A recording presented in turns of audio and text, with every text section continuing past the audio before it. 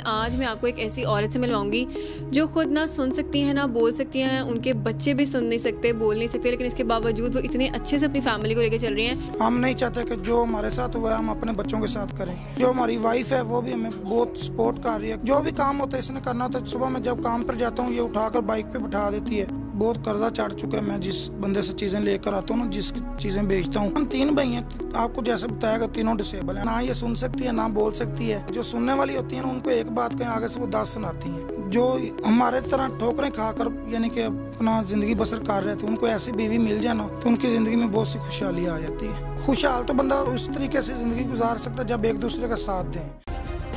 Subscribe करें और bell दबाएं ताकि कोई खबर रह न जाए।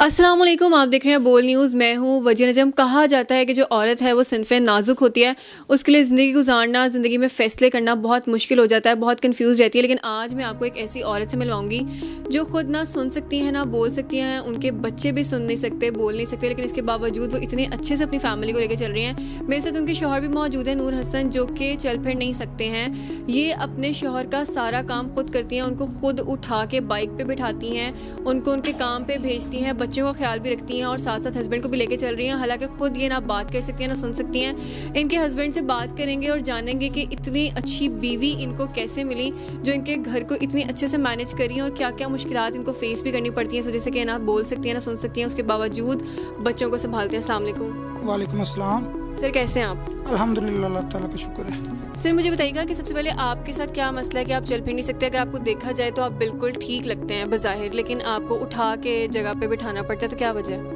ये आप हम बचपन से 3 भाई हैं, तीनों के तीनों डिसेबल हैं। हम बचपन से हैं ये। अच्छा, बचपन से ही आपको पैदा होते ही आप ऐसे? जी। अच्छा मुझे बताएं कि शादी को कितना अर्सा हो गया आपकी? मुझे तकरीबन 7-8 साल हो गए शादी को। माशाल्लाह। और बच्चे कितने हैं? 3 बच्चे हैं मेरे।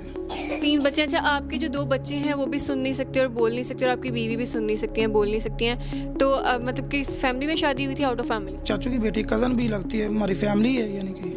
अच्छा मुझे बताइएगा सर कि कितना मुश्किल होता है आपसे इनको बात करना, इनको अपनी चीज़ों को समझाना, ये आपसे कम्युनिकेट करना हो। मैं बीवी में 100 चीज़ें होती हैं शेयर करने वाली, तो आप किस तरह से करते हैं? असल में शुरू से तो बहुत मुश्किल था।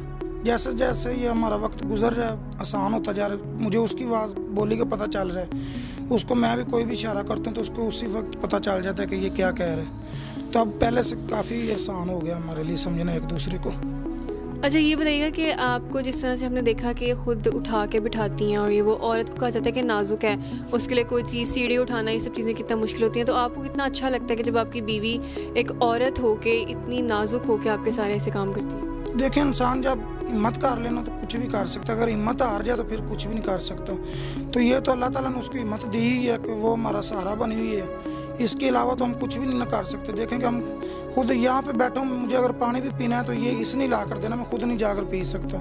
तो इसलिए अल्लाह ताला ने उसको हिम्मत दी है। ये अल्लाह ताला का शुक्र है, वो हमारा सहारा बनी हुई है। अच्छा, आप खुद भी चल फिर नहीं सकते हैं और ये भी बोल वगैरह नहीं सकती हैं, तो आपके जो घर का खर्चा है वो कौन उठाता है? मैं खुद एक छोटा सा स्टॉल लगाता हूँ और उसी में से बस अल्लाह ताला का शुक्र है कि ज़्यादा नहीं तो थोड़ा लेकर आ जाते हैं घर। अच्छा, स्टॉल से आप पैसे कमाते हैं, तो दिन में कितने पैसे आप चीज़ें बेच के कमा लेते हैं? बच्चों के भी खर्चे होते हैं, बच्चों का इलाज भी होगा, फिर ये भी है, फिर आपका इलाज भी होगा, तो सारा पूरा हो जाता है? पूरा तो नहीं हो रहा इस वक्त, बहुत कर्जा चढ़ चुका है। मैं जिस बंदे से चीज़ें लेकर आता हूँ ना, जिस चीज़ें बेचता हूँ, उसका बहुत कर्जा चढ़ चुका है मेरे ऊपर। लेकिन इस वक्त महंगाई बहुत है।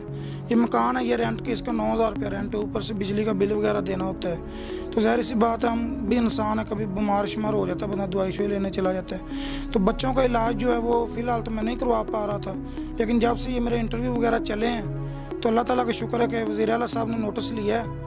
उन्होंने ये बच्चे का ऑपरेशन होना है सर का, तो उसका बोर्ड वगैरह बना दिया है। तो इंशाल्लाह के उम्मीद है कि ये सर का जो ऑपरेशन है वो भी हो जाएगा इंशाल्लाह। अच्छा बताइएगा कि आपकी बीवी ही आपकी कुल कायनात है, वही आपके बच्चों को भी संभालती हैं, वही आपको भी संभालती हैं, हालांकि उनको खुद बहुत ज़्यादा अटेंशन की ज़रूरत है। तो आपकी फैमिली किधर है? आपके वालिदैन, आपके बहन भाई? देखिए, हम 3 भाई हैं।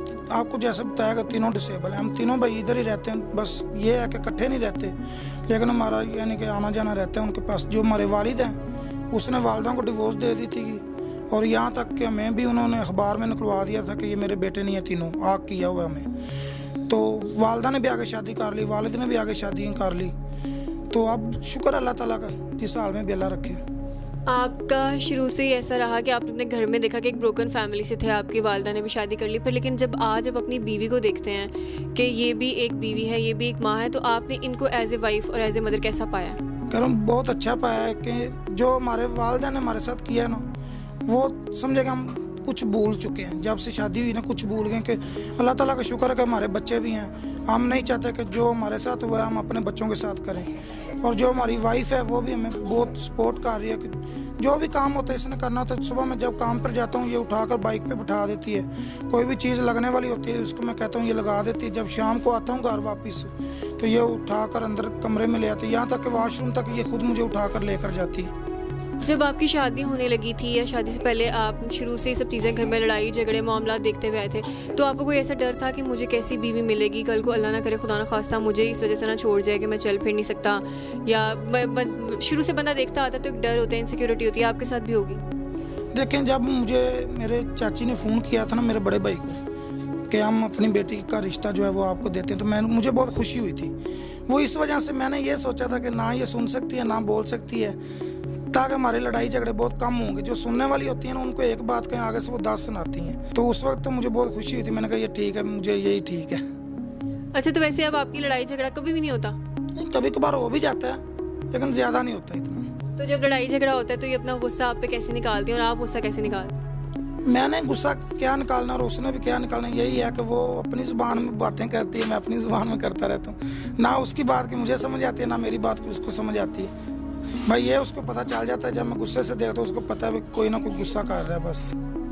अच्छा, तो कभी प्यार से मनाना हो, पहल कौन करता है, आप करते हैं ये मनाती हैं आपको? ये जब गलती मेरी भी हो या इसकी भी हो, जब इसने मनाना होता है ना तो ये मेरे आकर कान पकड़ लेती है। अपने नहीं पकड़ती, मेरे आकर पकड़ लेती है कि मुझे माफ़ी दे दो। तो मैं कहता हूँ ठीक है, मुझे हासा आ जाता है उस वक्त। अच्छा, आप इनसे बात करें क्योंकि हमारी बात उनको समझ नहीं आएगी, आप इशारों में इनसे बात कर सकते हैं, तो आप इनसे बात करें, पूछेंगे ये कैसी हैं और इनको कैसा लग रहा है अभी? सही, वो कह रही है कि ये ठीक है। वो कह रही है कि मैं ठीक हूँ। अच्छा, आप कोई मोहब्बत भरी बात इनसे करें, हम भी देखें कि रिएक्शन क्या होता है आगे से। ये क्या कहा है आपने? मैंने कहा कि मैं ठीक हूँ, मैं आपको हर चीज़ ला कर देता हूँ। कहती जी। ये आपको हर चीज़ ला कर देते हैं? बिल्कुल ठीक है। जाते जाते खूबसूरत सी बात अगर आप अपनी बीवी के लिए कहना चाहें। क्या कह रही हैं? वो कह रहे हैं हम दोनों हंसी खुशी सही रह रहे हैं। अच्छा, जाते जाते आप कोई खूबसूरत सी बात अपनी बीवी के लिए कहना चाहें? मैं अपनी बीवी के लिए यही कहना चाहूँगा कि जितने भी लोग हैं ना जो हमारे तरह ठोकरें खाकर यानी कि अपना ज़िंदगी बसर कर रहे थे, उनको ऐसी बीवी मिल जाए ना तो उनकी ज़िंदगी में बहुत सी खुशहाली आ जाती है। अच्छा, और उन औरतों के बारे में क्या कहना चाहेंगे जो आजकल ज़रा सी बातों पे मसला बना लेती हैं, घर पे लड़ाई झगड़े करना शुरू कर देती हैं, ज़रा सी बात पे तलाक मांग के नाराज़ होकर अपने घर चले जाती हैं? आप उनके बारे में क्या कहना चाहेंगे? क्या पैगाम देना चाहेंगे कि वो कैसे खुशहाल ज़िंदगी गुजार सकती हैं? देखें, खुशहाल तो बंदा उस तरीके से ज़िंदगी गुजार सकता है जब एक दूसरे का साथ दें। ठीक है, छोटी छोटी बातों पर नहीं लड़ना चाहिए क्योंकि ये जो ज़िंदगी का सफ़र होता है ना ये बहुत मुश्किल होता है और ये ज़िंदगी एक बार मिलती है इंसान को, बार बार नहीं मिलती। जीवन साथी भी इसी तरह होता है कि जब एक बार इंसान की शादी हो जाती है ना, इंसान को चाहिए कि जितना भी कोई वादा कटा हो बर्दाश्त करना चाहिए और अपना ना घर नहीं छोड़ना चाहिए। बिल्कुल ठीक है। मेरे साथ नूर हसन और उनकी बीवी मौजूद थी। बहुत ही खूबसूरत कपल है, उनकी बातें आपने सुनी है। इनके 3 बच्चे हैं जिनमें से 2 जो हैं वो ना सुन सकते हैं ना बोल सकते हैं, जैसे इनकी बीवी भी सुन नहीं सकती, बोल नहीं सकती। किराए के मकान में कमरे में रहते हैं जिसका 9000 किराया, और वो किराया देना इनके लिए बहुत मुश्किल है। स्क्रीन पे इनका नंबर चल रहा है, अगर आप में से कोई भी इनकी मदद करना चाहता है तो इनकी मदद कर सकता है, इनसे रब्ता कर सकता है, इनके घर आके भी इनके घर के हालात देख सकते हैं।